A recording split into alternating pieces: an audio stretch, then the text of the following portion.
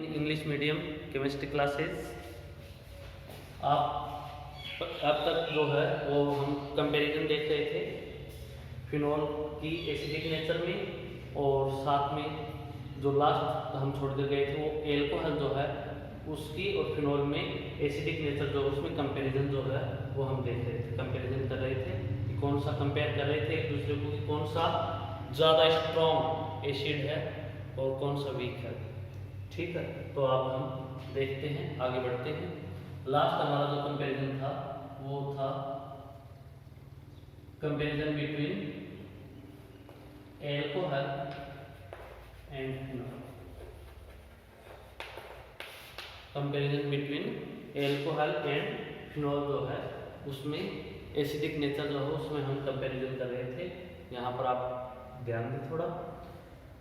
हमने लास्ट में जो देखा था वो ये देखा था कि जैसे फॉर एग्जांपल मैं ले लेता हूँ एल्कोहल एथेनॉल और फिनॉल हम ले रहे थे फिनॉल, तो मैं आपको कंपैरेटिवली स्टडी में आपको बता चुका था कि इसका जो होता है वो प्लस आई इफेक्ट होता है। प्लस आई इफेक्ट होता है तो इलेक्ट्रॉन डेंसिटी बढ़ाती है, जबकि इसका जो है बेंजीन रिंग का फेनिल ग्रुप का या OH समूह का यदि हम देखें तो प्लस आर इफेक्ट है और बेंजीन वाले का माइनस आर, मतलब ऑक्सीजन पर इलेक्ट्रॉन डेंसिटी जो है वो घटती है रेजोनेंस के थ्रू घटती है, इसलिए ये ज़्यादा स्ट्रॉन्ग है और ये वीक है, मतलब ये जिनसे हम बना सकते हैं इसे। सॉरी मैंने आपको अभी जैसे बताया फिनॉल ज़्यादा स्ट्रॉन्ग एसिड है और एल्कोहल वीक एसिड है। इसका रीजन है इसका प्लस इफेक्ट इलेक्ट्रॉन डेंसिटी बढ़ाता है ऑक्सीजन पर, जिससे H+ रिमूव होने की कैपेसिटी घट जाती है। जो OH बॉन्ड है डिक्रीज हो जाती है। OH बॉन्ड जो है वो पोलराइज्ड नहीं हो पाएगा क्योंकि इस पर इलेक्ट्रॉन डेंसिटी जो है वो बढ़ जाती है ऑक्सीजन पर, इसलिए OH बॉन्डिंग इलेक्ट्रॉन जो है OH के बॉन्डिंग इलेक्ट्रॉन जो हैं वो ज़्यादा पोलराइज नहीं होंगे ऑक्सीजन की तरफ, इसलिए ज़्यादा स्ट्रॉन्ग जो है वो ये होगा। क्यों? क्योंकि इसमें ऑक्सीजन जो है वह इलेक्ट्रॉन डिफिशिएंट हो जाएगा। इलेक्ट्रॉन डिफिशिएंट हो जाएगा तो बॉन्ड जो है पोलराइज हो जाएगा, H+ इजीली निकलेगा, इसमें इजीली नहीं निकलेगा। एक तो ये रीजन है कि ज़्यादा फिनॉल जो है वो एसिडिक नेचर होती है एल्कोहल के कंपेयर में। फिनॉल ज़्यादा एसिडिक होता है, एल्कोहल कम एसिडिक होता है। फिर हम कंपेरिजन नेक्स्ट जो वो देखते हैं, H+ रिमूव हो जाएगा, ये निकल गया H+, तो ये एथोक्साइड आयन बनेगा और एथोक्साइड आयन जो है वह लेस स्टेबल है क्योंकि यह रेजोनेंस के थ्रू स्टेबल नहीं होता है। यहाँ पर H+ निकल जाएगा तो फिनॉक्साइड आयन बनेगा जो रेजोनेंस के थ्रू स्टेबिलिटी जो है वह प्राप्त कर लेता है, वह स्टेबिलिटी जो है वो क्रिएट करेगा। ठीक है, स्टेबिलिटी आ जाएगी इसमें। नेक्स्ट आगे बढ़ते हैं। इसमें कार्बन जो है वह sp3 हाइब्रिडाइज्ड है, हाइब्रिडाइज्ड कार्बन है, जबकि इसमें sp2 हाइब्रिडाइज्ड कार्बन है। और ये बात मैं आपको पहले ही बता चुका हूँ कि sp3 की कंपेयर में sp2 जो है वो ज़्यादा इलेक्ट्रोनेगेटिव होता है। इलेक्ट्रोनेगेटिव ज़्यादा होगा तो यह है इसे फिनॉक्साइड को ज़्यादा स्टेबल करेगा या OH बॉन्ड को ज़्यादा पोलराइज करेगा। कोई से भी वर्ड्स में आप इसे डिफाइन कर सकते हो। तो ROH एल्कोहल और फिनॉल में कंपेयर यदि हम करें, comparison between alcohol and phenol in acidic nature, तो एसिडिक नेचर में ज़्यादा जो है वह फिनॉल होगा, फिनॉल एसिडिक होगा। इसके लिए रीजन जो हम मैं आपको पहले भी बता चुका हूँ, पहले के चारों रीजन जो हम वो हम ले चुके हैं। अब दोबारा भी बता दूं कि इसमें प्लस इफेक्ट होने से OH बॉन्ड का पोलराइजेशन नहीं हो पाता, इस कारण से H+ आसानी से रिमूव नहीं हो पाता, इजीली रिमूव नहीं होता है। जबकि इसमें H+ जो वो इजीली रिमूव होता है क्योंकि इसका OH ग्रुप का प्लस आर इफेक्ट होता है। प्लस आर इफेक्ट होता है तो OH बॉन्ड जो है उसमें पोलराइजेशन आ जाएगा, ज़्यादा पोलराइज्ड हो जाएगा, क्योंकि ऑक्सीजन जो वो इलेक्ट्रॉन डिफिशिएंट हो जाएगा और पोलराइज हो जाएगा, तो H+ इजीली निकलेगा। अब दूसरा देखते हैं फिनॉक्साइड, सॉरी H+ रिमूव होने के बाद एल्कोक्साइड और इसमें फिनॉक्साइड बनेगा। एल्कोक्साइड लेस स्टेबल है क्योंकि इसका प्लस इफेक्ट है, इसे स्टेबल नहीं होने देगा। फिनॉक्साइड हाईली स्टेबल है, क्यों? क्योंकि फिनॉक्साइड जो है वह है, जब फिनॉक्साइड बन जाएगा तो फिनॉक्साइड जो है वो रेजोनेंस के थ्रू स्टेबल हो जाएगा। किसके थ्रू? रेजोनेंस के थ्रू स्टेबल हो जाएगा। और रेजोनेंस के थ्रू स्टेबल हो जाएगा तो उस कंडीशन में फिनॉक्साइड रेजोनेंस के थ्रू स्टेबल हो जाएगा, तो उस कंडीशन में क्या होगा? उस कंडीशन में इसकी स्टेबिलिटी ज़्यादा होगी तो H+ इजीली देगा। नेक्स्ट इसमें कार्बन जो हो sp3 हाइब्रिडाइज्ड है, जो कि sp2 की कंपेयर में लेस इलेक्ट्रोनेगेटिव होता है, इसका आंसर बॉन्ड को कम पोलराइज करेगा, जबकि इसमें sp2 हाइब्रिडाइज्ड होता है जो हाईली इलेक्ट्रोनेगेटिव होता है comparatively sp3। So removal of proton take place easily, तो रिमूवल ऑफ प्रोटॉन जो वो आसानी से हो जाएगा। तो इस तरीके से आप इसे देख सकते हो। तो ये कंपैरिजन था और ये आप लैंग्वेज के थ्रू दे सकते हो, जैसे मैंने अभी बोला है लैंग्वेज में, उसी तरीके से आप इसमें लिखते जाओगे और करते जाओगे। तो आपको लैंग्वेज यदि बनानी हो तो फर्स्ट पॉइंट जो है वो ये हो जाएगा कि due two plus effect alcohol in alcohol OH bond not take polarized and not easily remove proton, but in phenol proton easily removed because OH group have plus R effect, so oxygen have partially positive charge, so OH bond take polarization, so polarization and proton remove easily। ठीक है, language बना करके आप इसे लिख दोगे। फिर next आप लिख सकते हो कि इसमें जो है after removal of proton ethoxide ion remaining, that ethoxide ion is less stable because alkyl group have plus effect, but phenoxide ion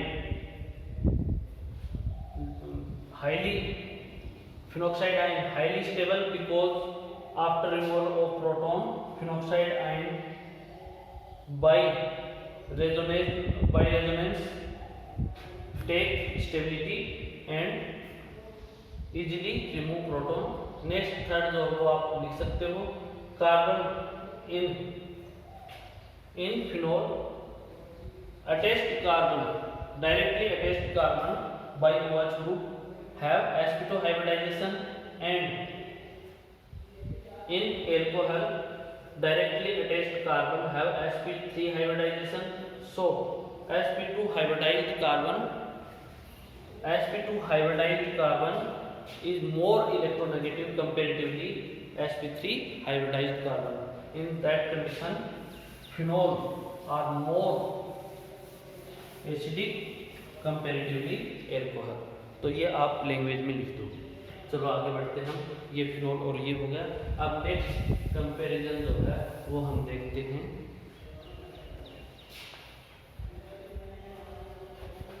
comparison between carboxylic acid and phenol, carboxylic acid and phenol, इसके बीच में comparison देखते हैं। तो carboxylic acid and phenol के बीच में यदि हम comparison देखें तो उस कंडीशन में ये तो है फिनोल, आप इसी वे में इसे समझें, phenol and that group is carboxylic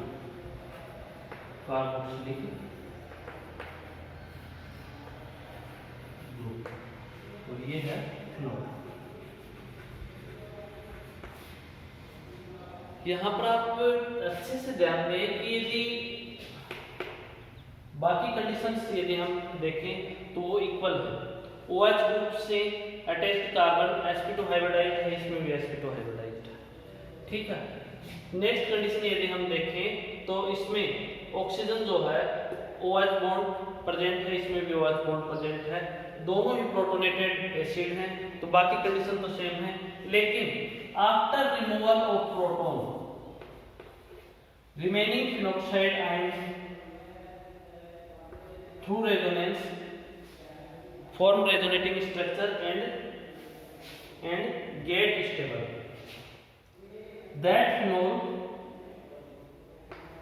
after removing of hydrogen form phenoxide ion जो है उसका फॉर्मेशन कर लेगा। That phenoxide ion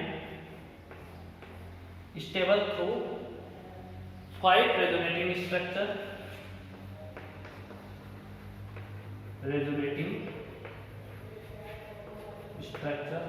कितनी 5 रेजोनेटिंग स्ट्रक्चर के थ्रू स्टेबल हो जाएगा।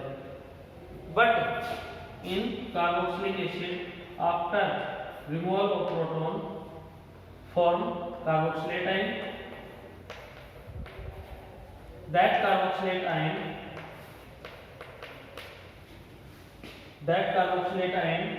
take stable by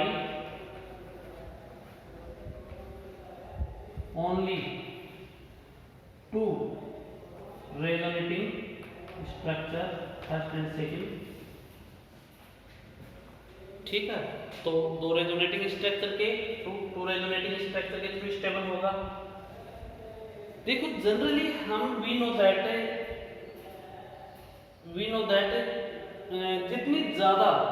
जितनी ज्यादा हमारे पास रेजोनेटिंग स्ट्रक्चर होंगी स्टेबिलिटी उतनी ज्यादा होगी। हमारे माइंड में ये बात जो है वह रहती है, और ये राइट भी सही भी है एक तरीके से। कहाँ तक, जहाँ तक हम देखें यदि बाकी कंडीशन सेम हो तो ये जो है यह सही भी है। लेकिन यदि हम बाकी कंडीशन जो सही इक्वल नहीं है तो उस कंडीशन में यदि हम देखें तो यह बात जो है वह यहाँ पर सही नहीं है। क्यों? क्योंकि फिनॉक्साइड आयन जो है 5 रेजोनेटिंग स्ट्रक्चर के थ्रू स्टेबल होता है, लेकिन इनमें से 3 रेजोनेटिंग स्ट्रक्चर में कार्बन के ऊपर नेगेटिव चार्ज होता है। Negative charge present on carbon, negative charge present on carbon. और कार्बन जो है वो लेस इलेक्ट्रोनेगेटिव होता है। इस कारण से, इस रीजन से ये जो फिनॉक्साइड आयन है वो लेस स्टेबल है कंपैरेटिवली कार्बोक्सिलेट आयन। तो आप ये बात लैंग्वेज में भी लिख सकते हो एग्जाम में कि इन phenoxide ion after resonating structure we notice that in 3 resonating structure negative charge present on carbon, but in carboxylate ion in both resonating structure highly electronegative, oxygen have negative charge, so stability of carboxylate ion is more than phenol।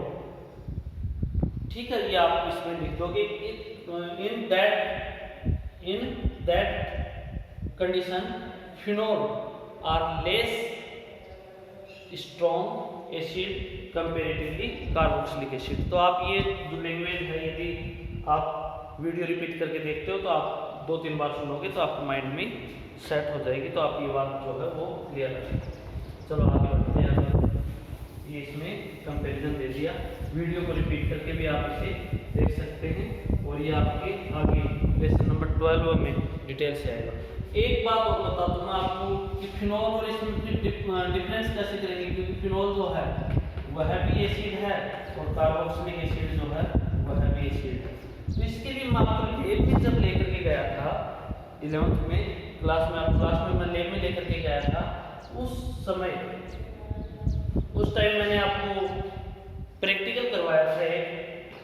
जब carboxylic acid कोई भी, चाहे oxalic acid लो आप, चाहे acetic acid लो, कोई सा भी carboxylic acid, जब हम वाटर डिसॉल्व करके उसमें हमने सोडियम बाइकार्बोनेट डाला था NaCO3, ये प्रैक्टिकल करवा चुका हूँ आपको। तो CO2 जो है वह फास्टली निकली थी, fastly remove CO2 in form of bubbles. तो CO2 निकली थी और आपने देखा भी था बहुत तीव्र बुदबुदाहट के साथ CO2 जो है वो रिमूव हो रही थी, लेकिन यह रूम टेम्परेचर पर सोडियम बाइकार्बोनेट के साथ रिएक्शन करेगा ही नहीं, नॉट रिएक्ट रूम टेम्परेचर पर। तो आप इसमें दोनों को आप वीडियो को एक दो बार रिपीट करके देख लेना, कहीं पर भी कोई भी प्रॉब्लम हो तो, और ऑफलाइन क्लासेज में आप पूछ सकते हो। ये मैं आपको ये प्रैक्टिकली समझा चुका हूँ कि हमने दिए थे एक्वाटिक, तो उस कंडीशन में हमने सोडियम बाइकार्बोनेट जब डाला था तो डालते ही CO2 जो थी वो रिमूव हो रही थी, लेकिन ये रूम टेम्परेचर पर रिएक्शन करेगा ही नहीं। फिनॉल का एक्वाटिक सॉल्यूशन लेकर के आप उसमें सोडियम बाइकार्बोनेट डालोगे तो वो रिएक्शन जो वो नहीं करेगा, जबकि यह फास्टली रिएक्ट करेगा और क्या निकलेगी, CO2 गैस जो है वो है निकलेगी। तो इस तरीके से आप इन दोनों को डिफरेंट भी कर सकते हो, दोनों को आइडेंटिफाई कर सकते हो कौन सा कार्बोक्सिलिक एसिड है और कौन सा फिनॉल है। चलो अब आगे बढ़ते हैं। हमने पहली रिएक्शन जो वो देख ली है एसिडिक नेचर, एसिडिक नेचर ये कंप्लीटली हम देख चुके हैं एसिडिक नेचर के बारे में, कैसे क्या थी एसिडिक नेचर, 3 रिएक्शंस थी और कंपैरिजन वगैरह थे वो हम देख चुके हैं। अब सेकंड हम लेते हैं, second reaction with zinc, reaction with zinc, ये भी इसका चिन्ह है, रिएक्शन विद जिंक, जिंक के साथ रिएक्शन जो है वो देखते हैं। तो थोड़ा सा आप इसे फास्टली इजी वे में समझते जाएं। रिएक्शन विद जिंक, जिंक के साथ यदि हम फिनॉल की रिएक्शन करवाते हैं तो फिनॉल जो है उसमें से ऑक्सीजन एटम रिमूव हो जाता है। जिंक डस्ट के साथ जब हम रिएक्शन करवाएंगे इसकी, तो उस कंडीशन में ओनली ऑक्सीजन निकाल दीजिए, तो बाकी क्या रहा फिर, ओनली ऑक्सीजन निकालिए तो ZNO रिमूव हो जाएगा और बाकी हमारे पास बना बेंजीन, ये है बेंजीन, और यहाँ पर हमने ऑक्सीजन जो है वो रिमूव कर दिया जिंक ऑक्साइड के फॉर्म में। नेक्स्ट मैं रिएक्शन करवा रहा हूँ, पहले आपको एसिडिक नेचर करवाई थी, अब मैं रिएक्शन करवा रहा हूँ रिएक्शन विद जिंक। जिंक के साथ रिएक्शन करवाते हैं तो जिंक डस्ट से रिएक्शन करवाएंगे तो ZNO जो है वो रिमूव हो जाएगा, ZNO रिमूव होती है बेंजीन जो है वह रिमेन रह जाएगी रिमेनिंग। तो ये रिएक्शन इम्पोर्टेंट है क्योंकि ये लगभग 2015-16 में आ चुकी है। तो ये रिएक्शन आपने देखी बेंजीन डस्ट के साथ। सेकंड रिएक्शन देखी, third reaction with benzene, sorry reaction with ammonia, reaction with ammonia, ammonia के साथ रिएक्शन देखिए इसकी, रिएक्शन विद अमोनिया, अमोनिया के साथ जब हम इसकी रिएक्शन करवाते हैं, अमोनिया को मैं ऐसे लिख दूंगा NH2H, कोई दिक्कत नहीं है, NH3 है। तो इसके साथ जब हम रिएक्शन करवाते हैं तो एनिलीन का फॉर्मेशन होता है, इसका फॉर्मेशन होता है एनिलीन का, एनिलीन का फॉर्मेशन होता है, एनिलीन प्लस वाटर H2, ये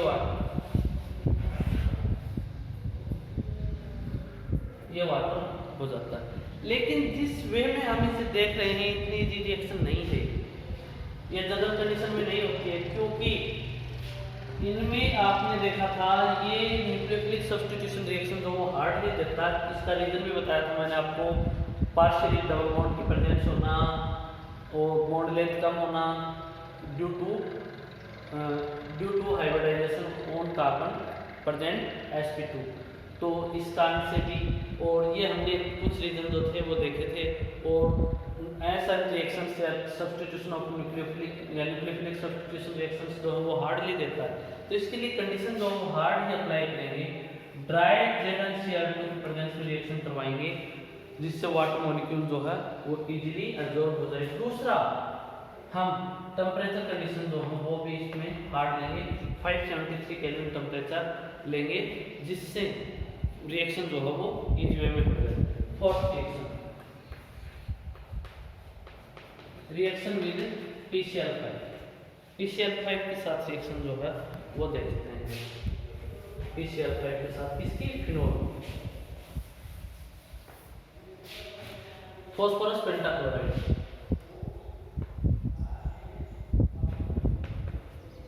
reaction with PCl5, phosphorus pentachloride. Phosphorus pentachloride के साथ रिएक्शन करवाएंगे तो आपको मैं पहले ही बता चुका हूँ, ऐसा रिएक्शन शार्टली होती है तो थोड़ा इसे पड़ा रहने दिया जाता है, सम टाइम इसे रख लेते हैं, इसे स्टे रखते हैं रिएक्शंस को, तब जाकर कंप्लीटली होती है। तो अब ये इसका OH को रिमूव हो जाएगा किससे, Cl से, मतलब क्लोरोबेंजीन जो उसका फॉर्मेशन होगा। एल्कोहल में हम देख चुके हैं OH जो है वह रिमूव होता है किससे, Cl से, तो OH रिमूव कर दिया हमने Cl से, प्लस POCl3 प्लस HCl का फॉर्मेशन होता है। अब क्या होता है, ये इन विट्रो या जो पॉट है उसके अंदर रिएक्टेंट जो वो पड़े रहते हैं, तो ये रिएक्शन कर लेता है फिनॉल के साथ और ट्राइफिनिल फॉस्फेट बना लेता है। ये लीजिए फिनॉल,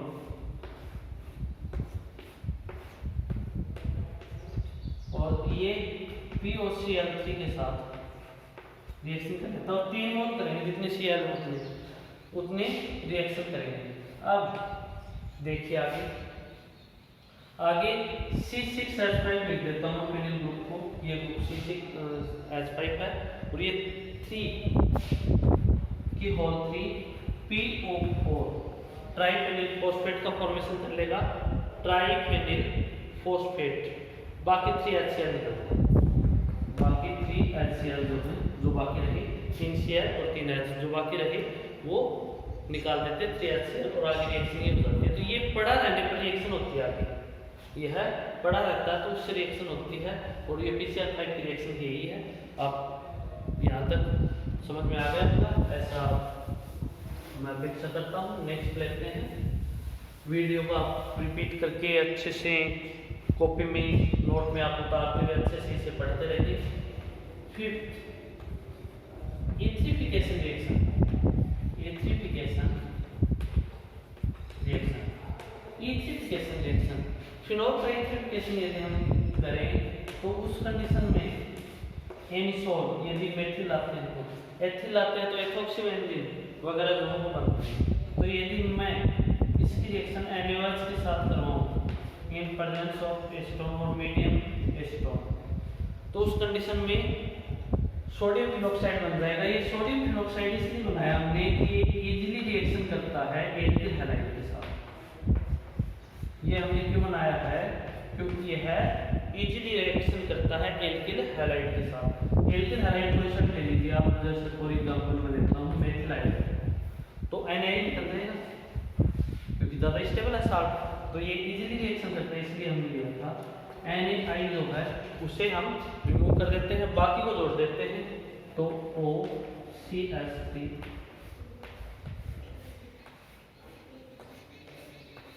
तो इसका नाम है एनिसोल। इसका नेम क्या है, anisole.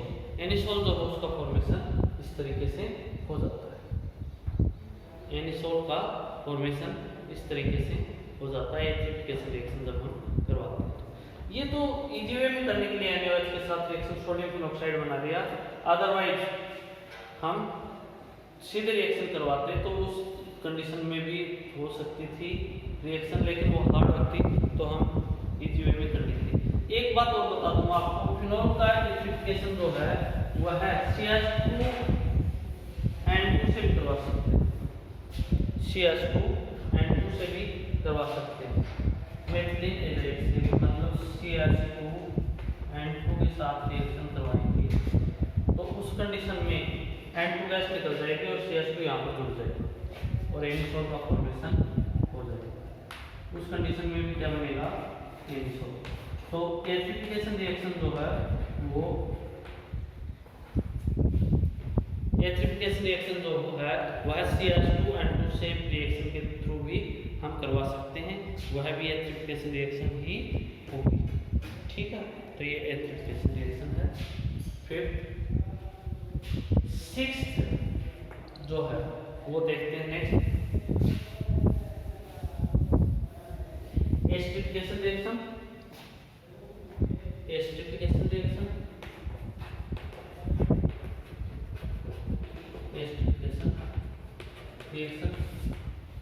Formation of ester. Esterification reaction क्या है? Formation of ester. Formation of ester कैसे कर सकते हैं फिनोल से? देखिए एक बार, फिनोल का एस्टरिफिकेशन करते हैं ना तो आप कार्बोक्सिलिक मतलब ये ग्रुप होना चाहिए आपके पास, आर ले सकते हैं यहाँ पर, ऐसे ग्रुप होना चाहिए। वो सारे जैसे कार्बोक्सिलिक एसिड में है तो कार्बोक्सिलिक एसिड के साथ करवाएंगे तो H+ की प्रेजेंस हो ही गई। अब ये H2O जो है वो रिमूव हो जाएगा, ये H2O रिमूव हो गया। अब H2O रिमूव होगा तो एस्टरिफिकेशन हो गया।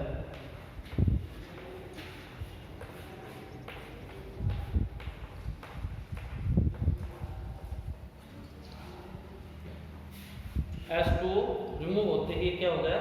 एस्टरिफिकेशन हो गया इसका, मतलब एस्टर जो है उसका फॉर्मेशन हो गया।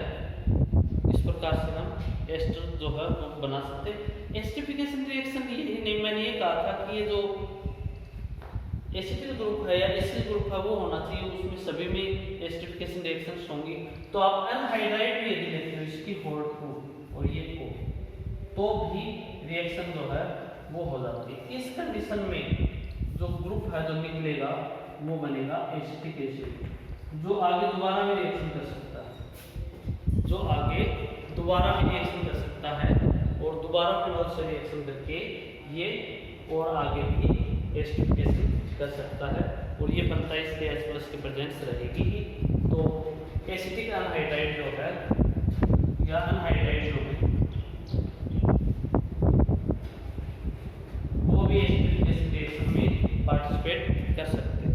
और कौन से ले सकते हैं ये ग्रुप? तो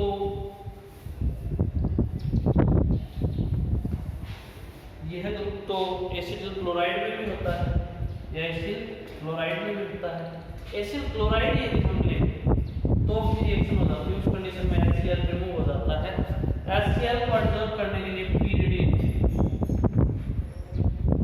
pyridine जो है उसकी प्रेजेंस लेते हैं। pyridine की प्रेजेंस लेते हैं तो उसकी कैसी नेचर होती है?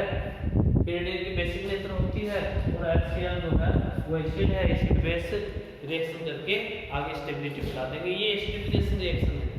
दोबारा रिपीट करके देख लेना वीडियो जो तीनों मैंने बताई है। एक तो एसिटिक एसिड OH लेते हैं तो H2O निकल जाता है, pyridine की प्रेजेंस लेने की जरूरत नहीं उस कंडीशन में। यदि हम अनहाइड्राइड लेते हैं तो एसिटिक एसिड निकल जाता है जो दोबारा भी रिएक्शन कर सकता है, वहाँ पर भी हमें कोई प्रेजेंस लेने की जरूरत नहीं है। लेकिन जब हम एसिड क्लोराइड लेते हैं तो HCl बनता है, उसे हटाने के लिए और मीडियम को न्यूट्रल करने के लिए हम pyridine की प्रेजेंस ले लेते हैं। तो ये हो गया एस्टरिफिकेशन रिएक्शन। नेक्स्ट आगे बढ़ते हैं। ये 6th थी आपकी एस्टरिफिकेशन रिएक्शन। आगे चलते हैं हम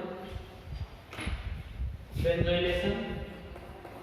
7 नंबर रिएक्शन जो है वह है benzoylation reaction. Benzoylation reaction addition of benzoyl group known by benzoylation reaction. Benzoylation reaction क्या है? Addition of benzoyl group. Benzoyl group कौन सा होता है? ध्यान दें एक बार, C6H5 double bond OCl। Benzoyl chloride है, ये बेंजोइल, ये हम बेंजोइल क्लोराइड टेस्ट के लिए लेंगे तो ये बेंजोइल ग्रुप है। Addition of benzoyl, benzoylation reaction known by benzoylation reaction. Addition of benzoyl known by benzoylation reaction. तो बेंजोइल जो उसका एडिशन करना है तो इसके लिए हम क्या करेंगे? बेंजोइल क्लोराइड ले सकते हैं, उसकी रिएक्शन हम फिनोल से करवा देंगे। उसकी रिएक्शन जो है वो हम किससे करवा देंगे? फिनोल से करवा देंगे। और फिनोल से करवाएंगे तो हम प्रेजेंस ऑफ pyridine यहाँ पर ले लेंगे और इसका बेंजोइलेशन हो जाएगा।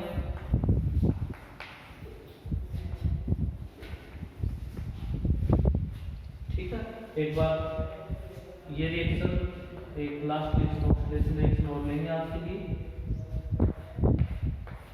इसका ये pyridine की प्रेजेंस में हमने करवाया तो बेंजोइलेशन हो गया और HCl जो है वो निकल गया।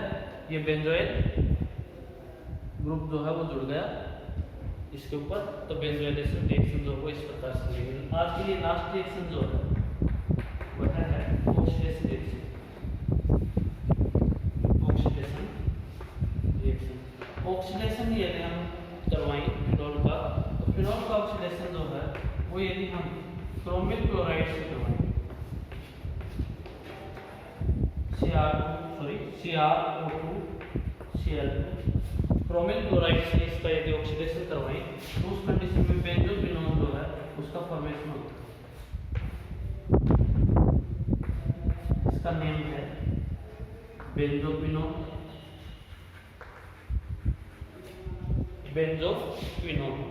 ऑक्सीडेशन रिएक्शन किससे करवाएंगे? क्रोमिक क्लोराइड से करवाएंगे तो फॉर्मेशन हो जाएगा बेंजोक्विनोन का। ये ऑक्सीडाइजिंग एजेंट है, इसकी जगह हम दूसरा ऑक्सीडाइजिंग एजेंट जो है वो भी काम में ले सकते हैं। इसकी जगह हम दूसरा ऑक्सीडाइजिंग एजेंट जो है वो भी काम में ले सकते हैं। मतलब फिनोल जो है उसकी रिएक्शन यदि हम sodium dichromate Na2Cr2O7 and concentrate H2SO4 ले लें तो भी ऑक्सीडेशन जो है वो AgA में हो जाता है और फिनोल जो है वो चेंज हो जाएगा बेंजोक्विनोन।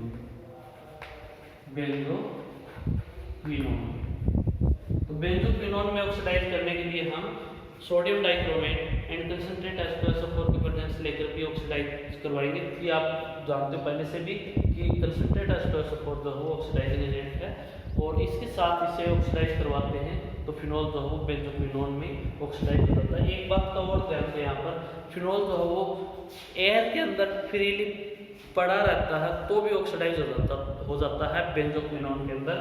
इसमें यदि ये ऑक्सीडाइजिंग एजेंट नहीं लेंगे और खुला छोड़ देंगे एयर में इसे किसी पॉट या बर्तन में लेकर के, तो उस कंडीशन में भी है बेंजोक्विनोन में ऑक्सीडाइज हो जाता है तो इसका ऑक्सीडेशन जो है जनरली होता रहता है। तो इस तरीके से हमने देखा इसकी 8 रिएक्शंस जो हैं वो सारे के सारे इंपॉर्टेंट हैं और इन्हें आप ध्यान से पढ़ें। आज के लिए इतना ही। Thank you.